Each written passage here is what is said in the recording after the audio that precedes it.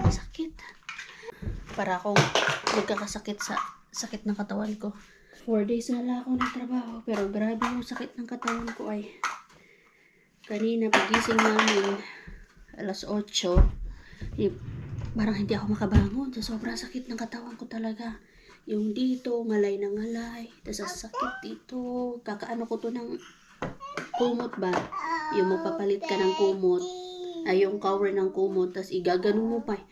Igaganon mo, papagpag mo para makapasok yung kumot. Tapos pag uwi mo pa dito sa bahay, hindi ka pa makagalaw-galaw kasi yung anak mo gustong lagi lang sa iyo. Natatakot siya sa tatay niya. Pag lumalapit yung tatay niya, nagpapakarga siya sa akin. Gusto niya lagi siyang karga sa akin. Gusto kong magpahinga, pero hindi ako makapagpahinga. Kasi pag once na umupo ako, dumidede siya. As in, sabi ko, Lord, pagod na pagod ka lang sa trabaho, tapos pagdating mo dito sa bahay, yung anak mo, gusto lang sa'yo. Kailangan mo pa syempre asikasuhin pa. Nagising pala kami ni Lumi mga alas 8 na. Tapos nakarating kami dito galing kina Rona ng past 11 na. Nag-drive ako doon ng back and forth 2 hours after ng work ko. Kaya plano na namin yun. Dapat nga overnight yun eh. Kaya lang yung ibang mga Jomega hindi pumunta. Ako lang yung pumunta pero hindi na ako nag-overnight. Pero may mga dala akong mga damit namin ni Lumi just in case na mag-overnight ako or tulitin ako mag-overnight. Pero naisip-isip ko, gusto kong magpahinga, gusto ko dito sa bahay lang kasi pag doon, wala akong magawa din. Kailangan ko bantayan si Lumi, nagpapakarga, may hagdanan dun eh. So wala din, sabi ko uwi na lang ako kagabi. Alas 11, past 11 na kami nakauwi. Yung driving okay lang naman, pero yung pagod ng katawan ko, grabe. Hindi pa naman ako umiinom ng gamot. And wala ding gamot na katulad sa atin, 'di ba? May Alaxan na pain reliever. Dito, di man yan uso. Wala man. Tapos ayoko din naman na umaasa sa gamot. Hindi ako basta-basta umiinom ng gamot kapag may ako nararamdaman. Kasi ayokong sanayin yung sarili ko. Ngayon, meron ako laundry na nakasalang. Tapos ayusin ko tong bahay namin. Laundry, tapos mga hugasin. Ayun, naglalaro ang bata. Ayusin ko to dito. Para maging mukhang hotel yung bahay nyo or yung bed nyo. Yung ginagawa ko, masyadong malaki naman tong comforter namin. Oy, kunwari, itong comforter na to, lang, ayusin ko lang to dito. Kaya lang, sobrang laki nito. Itong comforter na to, igagawin mo pa siya. Di ba ipapasok mo yung cover? Tapos make sure mo na talagang nakapasok yung kumot. So after nyan, igaganon mo siya. Igaganyan mo siya sa higa sa bed. And then, ifo-fold mo siya into 4. Ganyan. Tapos, gagananyanin mo pa. Ganyan. Make sure mo. Tapos, yung dito sa dulo, igaganyan mo siya. Ganyan. So, yung dito, yun na. Tapos, basta buong katawan yung sumasakit sa akin. Pag, I think, mag-cleaning ka lang, yung kalaban mo lang is yung sa likod. Yung dito lang, sa may hawak, siguro kay uupo ka man. Tapos, tatayo. Ang akin kasi, buong katawan talaga. Kasi, gaganon-ganon mo pa. Tapos, pag minalas ka, nasa family room ka, lahat ng beddings doon kailangan mong palitan. Sa family room, merong 1, 2, 3, 4, 5. 5 na kumot, yung papalitan mo ng covers. And then, 1, 2, 3. 3 na yung sapin sa bed. And then, 1, 2, 3, 4, 5, 6, 7, 8, 9, 10. 10 na pillow covers yung kailangan mo palitan. Pag minalas ka na lahat mga bed ginamit. Pag sinuwerte ka naman, meron lang isa minsan na hindi ginagamit. For example, sa upper bed. Pero minsan kasi kadalasan, pag may bata, ginagamit nila lahat ng bed. Kahit na dalawa lang sila ginagamit. So, kailangan mo siyang palitan. So, nagiging ganito siya mga madi, oh. Ganyan siya yung itsura niya. Ganito, oh. Kumbaga nakatupi yung both sides. Ayan, oh. Kumbaga hindi siya yung makikita or yung usual na yung ito na 'di ba pag naglagay tayo ng kumot, ginaganyan lang natin. Ginaganyan lang. Pero kasi yung naabutan natin sa hotel, parang ganito siya. Ganyan. Tapos yung dulo nito, ipapasok mo pa yan sa ilalim. Kaya, ang sakit. Ang sakit ang katawan ko. Ganyan siya. Ganyan. Tapos ayusin mo pa yan. Kailangan hindi gusot. Ganyan mo siya. Yan. Tapos, pasok mo pa yan dito. Basta hindi siya. Maganda siya tignan. Oh. Ganda siya tignan. Ayan oh. Diba? Kaysa yung pinakadulo yung nandito. Yan. Ito pala yung mga na kung paano. Tapos yan siya oh. Ganyan. Diba? Parang maganda siya tignan. Kailangan lang hindi siya gusot. Hala, para talaga ako natin. Ilinggo ngayon. Parang yung pahinga ko na di ko maramdaman. Papasok na naman pala bukas. Kunin ko pala yung laman ng duffel bag namin. Nako, yung mga gamit namin. Kala ko mag-overnight, hindi pala. Balik ko yung mga pinangdala ko. Sabi pala ng kasama ko kahapon. Sabi niya, ilang ka na ba dito? Ilang buwan ka na ba dito na nagtatrabaho? First pala sabi niya, nagtatrabaho ka ba sa hotel dati? Sabi ko, hindi. Then sabi niya, kasi ang galing. Hala, nakbasa. Did you pee? Na, you pee na. Umihi. Oo nga, stand up. Umihi na siya. So yun nga, yung sinasabi ko kanina. Tinanong niya ako kung nagtatrabaho ba daw ako sa hotel. Tapos, kung ilang araw or ilang buwan na ba daw ako doon sa trabaho. Kasi daw, ang galing ko daw. Para daw akong expert sa pagbe-beddings ba. Kasi yung iba, kung iba daw yun. Hindi daw. Basta iba, siyempre ibang tao, iba kumilos. Sabi ko, hindi. Pang-4 na araw ko pala ngayon. And then, ito yung first time ko na magtrabaho dito sa hotel nga. Kasi more on computer naman talaga ako. Sabi niya, ha? Kasi ang galing mo. Para kang pro daw. Sabi ko, sus, parang lang naman kasi yan. Parang sa bahay lang naman kasi yan. Siyempre naman kasi, diba, ibang tao, iba-iba din talaga. Si hi. Huh? Si hi. Si hi. Open shut. Kiss mama. Oh, que sweet. Pika. Boo. Pika. Boo. Pika. Boo. Kiss mama, be. Hug mama, hug.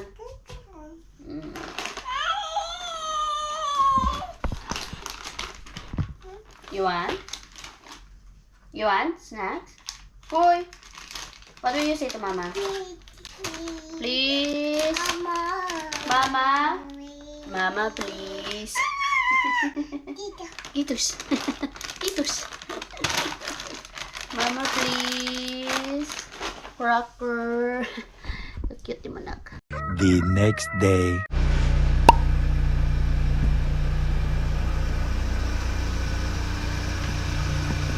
Lalayas na ang pamilya. Fit ka nen. Ito, buong pamilya na lalayas. Nagpa-exercise ako ng maaga. Nakalimutan ko kasi yung chinelas ko. Tapos maling shoes pa yung nasuot ko. Hindi ko pala kailangan magdala ng shoes o magsuot ng shoes. Kasi yung shoes na ginagamit ko ay nasa car. Kailangan ng slippers. It's because nakakawala siya ng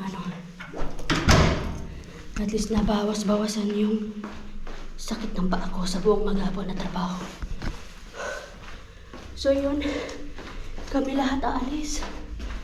Si Lumi sa daycare, si Dada sa work, at ako sa work.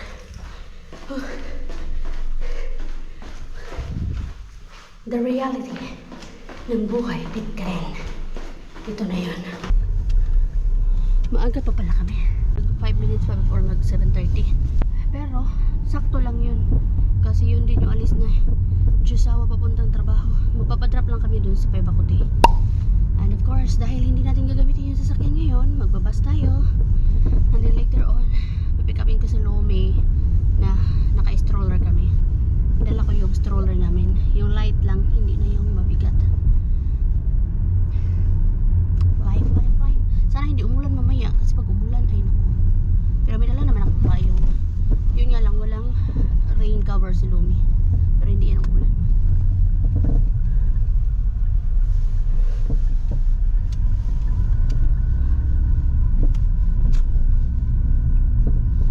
Waiting na ng bus. Naihatid ko na din si Lumi at si Dada. Nandun na din sa work. At alam nyo ba, umiyak na naman si Lumi. Nakakaloka. Di ko alam kung dahil sa hoitaya or sa nursery worker or di ko alam. Basta umiyak naman po siya. Anyway, waiting na ako ng bus at magagamit na natin yung ating bus card for the first time. Tapos, waiting tayo ng bus. 12 minutes na lang. Ang ingay nung naglilinis ng road. Tinatanggal yung dust. So finally, magagamit na natin to. Akala ko hindi ko to magagamit eh. Sayang to, 63 euros pa naman yan. So 10 minutes na lang. Kakababa ko lang ng bus. At ngayon, 8:17 pa lang. Plano ko, pumasok ako ng maaga.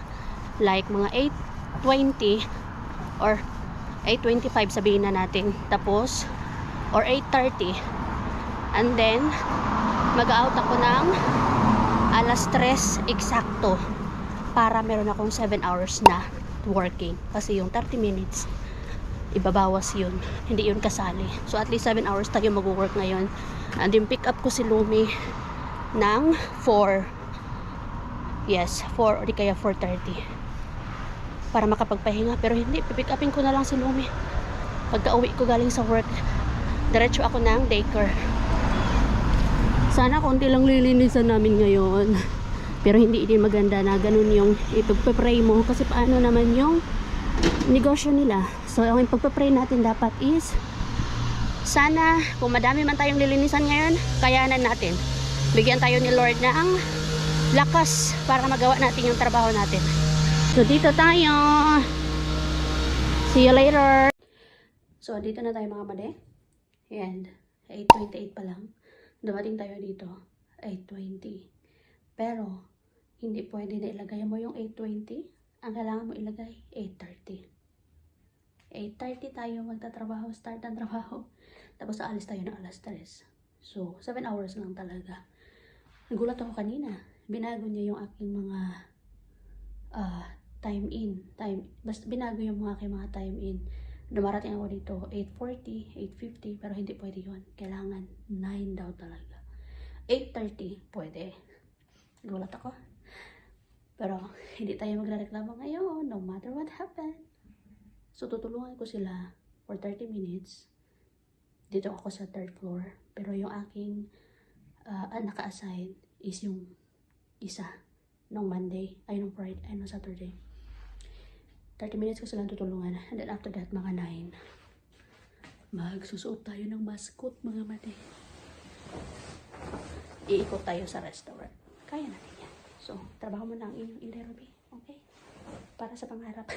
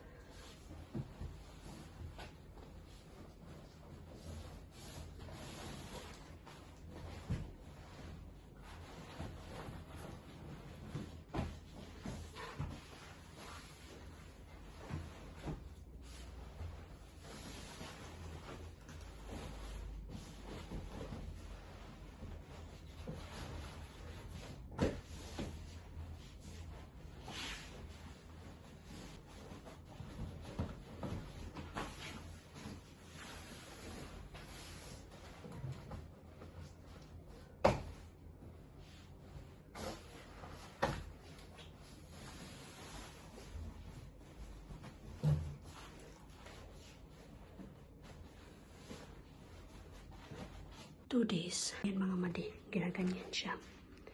Wala pa yung unan. One eternity later. Takbo, Ruby! Takbo! Kailangan ko na sunduin ang mami. Takbo, Ruby! Takbo! Late na ako. Sunduin ang aking anak. Grabe. Kakababa ko lang kasi ng bus. Late ako. Ng ilang minutes. Nag-bus lang kasi ako eh. Agoy, ko. Ang buhay ni Ruby. Iikot pa ako! Ah, pagod na pagod ka na nga sa work. Kailangan mo pang tumakbo. Kasi malilit ka na sa pick up time ng anak mo. 2 minutes na lang. Late na ako na. 2 minutes na lang. Kaya ko to, malapit na ako. Dito. Kailangan kasi umikot tayo eh. Kasi bus man tayo today. Wala man tayong car. Kaya work man si mister. Si Lumi na lang siguro mag-isa dun.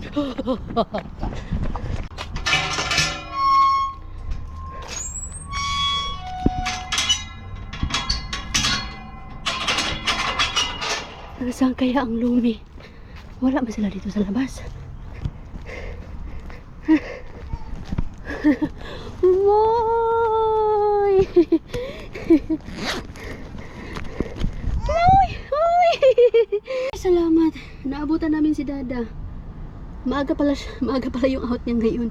Dapat siya na lang yung pinagsundo ko kay Lumi para hindi ako nagmamadali. Grabe yung takbo-takbo ko. Pagod na sa work pero to the max pa rin ang takbo-takbo. Actually, nagtanong siya sa akin kung sino magsusundo kay Lumi, siya ba or ako. Ang expected ko na work niya is until 5. Sa bagay, 4:30 na kasi eh. Oo nga no, pwede naman kasi siya umalis ng 4:30. Mahabol niya si Lumi. Dalawa na lang sila ni Lumi doon kanina. At least hindi si Lumi yung huli. Ang dungis ni Lumi, nakakaloka. Hinag niya ako kanina, takbo siya agad ha. As usual, hindi na naman siya kumain ng maayos. Half lang daw yung kinain niya. Parating laypa or bread lang yung kinakain niya. Hindi siya uminom ng maito, pero uminom daw siya ng water. Tapos of course, natutulog naman yan siya kasi maaga siyang gumigising. Sa tulog, wala akong problema. Sa kain lang talaga. So at least, naabutan kami ni Dada. Buti nakita ko itong car na to kasi galing dito kami kasi dumaan kami na sa market. May binili ako para nga sa lulutuin ko na naman mamaya. Para bukas may pagkain. Tap para bukas may pagkain. Paglabas namin dyan, car pala ni Dada yan. So eto na, nandito na kami sa car. Si Dada na lang yung pinabili ko ng napis. Kasi nag-request na naman sila ng napis. Number 6 daw. From number 7 to number 6. Tape na naman. So ang dami ng napi ni Lumi doon. Kasi medyo malaki daw yung yung size daw, tama naman. Kumbaga, natatali naman siya. It's just that mahaba yung size no number 7. Kaya gusto nila number 6. So si Dada na yung pinabili ko dun. Hindi na kaya ng aking paa. Ang sakit ng paa ko. What a day! But of course, thank you so much Lord. Another day na naman ang natapos. Si Lumi pala, pina-snack ko agad. Bumili ako ng snack dyan. Kaya alam ko gutom siya. Ayun, kinakain niya na yung snack niya. Yung isobali pala na smoothie. Heavy din naman yun. Para mamaya, pakainin ko yan siya ng rice. Dinner.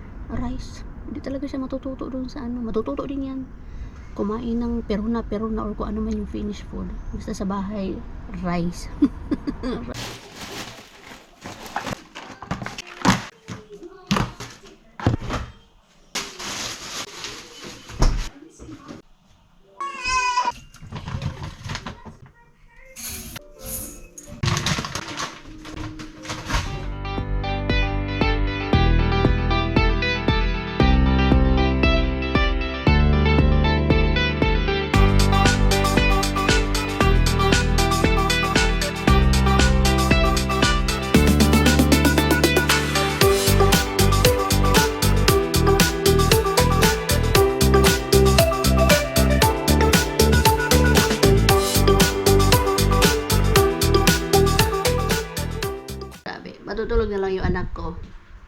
pa rin ako nakapagpalit ng damit.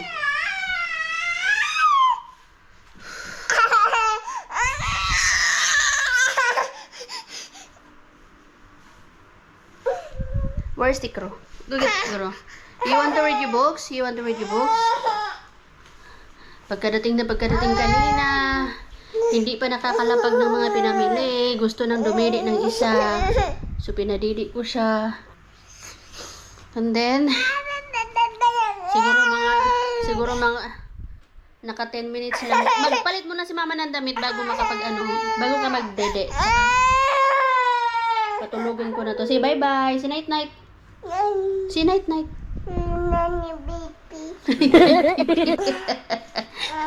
Night-night, mama. Say night-night, Madi. Say night-night, Madi. Bibi. Say night-night, Madi. Bye. Say night-night, Madi. Bye. Madi. Gusto na lang, dede. So, ayun nga, tingnan nyo, naka-uniform pa din ako. Pinadidi ko siya kanina. Siguro mga 10 minutes din yun. Tapos, tinurn on ko si Miss Rachel kasi si Miss Rachel lang ang pag-asak ko para makapagluto ako. So, yun, nakapagluto naman ako.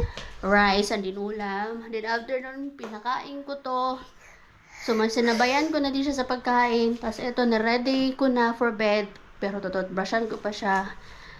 Pagoda na, day. Walang pahinga sa work, wala ding pahinga dito sa bahay, kaya wala man tayong ibang maasahan. Medyo sawa tayo pero ayaw man lumapit dito.